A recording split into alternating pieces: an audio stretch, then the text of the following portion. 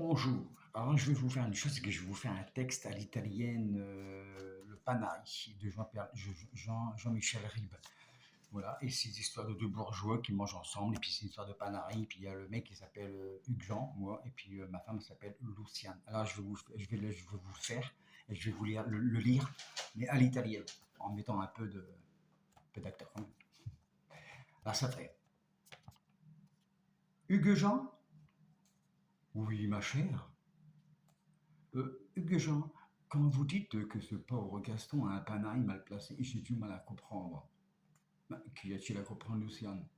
Il a un panail mal placé. Ah, point, c'est tout.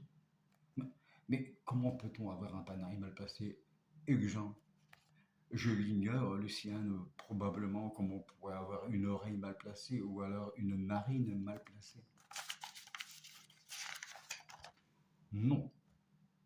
Ah bon, alors comme on pourrait avoir une voiture mal placée, et ça vous va? Hugues Jean, je comprends parfaitement qu'une voiture puisse être mal placée, par exemple devant une porte cochère, mais un Panerai, c'est impossible. Ah bon? C'est nouveau ça? Non, c'est très vieux, ça date de l'apparition du Panerai. Vous voulez me faire avaler que le Panerai est né bien placé? Bah, d'une certaine façon, oui. Bah, c'est la meilleure. Bon, bah, Hugues Jean, je vous prie, contrôlez-vous. Mais Lucien, vous me jetez tout de go entre l'asperge et la poire une histoire de panaille à dormir debout, et vous voudriez que je reste norme. Mais c'est mal me connaître. Hugues, le panaille est-il, oui ou non, toujours placé sur le doigt près de l'ongle? Oui ou non? Ça m'est égal. Par moments, je me demande si je rêve. Mon propre époux refuse de sauter l'obstacle de l'évidence. Et vous voulez, et vous voulez que je croie. Non, et, et où vous voulez qu'il soit le panaille? Où? Sur le mollet, dans les cheveux, sur la langue? Lucien, si vous continuez à m'emmerder avec votre panaille, je vous préviens, je vous plante là. Je vais prendre une cuite avec Viridieu Mandricois, qui vous racontera pour la millième fois comment il a perdu un testicule en Indochine. Ça, vous ne vous lancez pas. Oh, putain, c'est dur. Pardon, excusez-moi.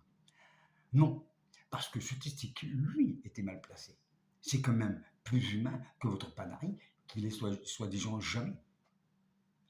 Ah tiens, le testicule du capitaine Varidieu de Vandricourt était mal placé. C'est nouveau ça? Ah non, Lucien, non, c'est pas nouveau, ça date de la naissance Vandricourt. Après, c'est après, alors. Et je veux pas savoir où était ce fameux testicule mal placé. Là. Ouais. Oula, oula. Là, là, au bout de l'index. Vous plaisantez?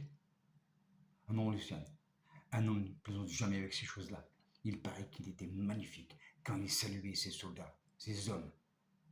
D'un geste comme ça, la vue de la virilité de leur chef cognant sur son képi leur donnait force et courage. Ils se sentaient invincibles. C'est un panari. Ah non, Luciane, là je ne vous permets pas. Mais au bout du doigt, c'est pas un testicule, c'est un panari. Luciane, vous insultez l'armée française. Là, j'arrête là.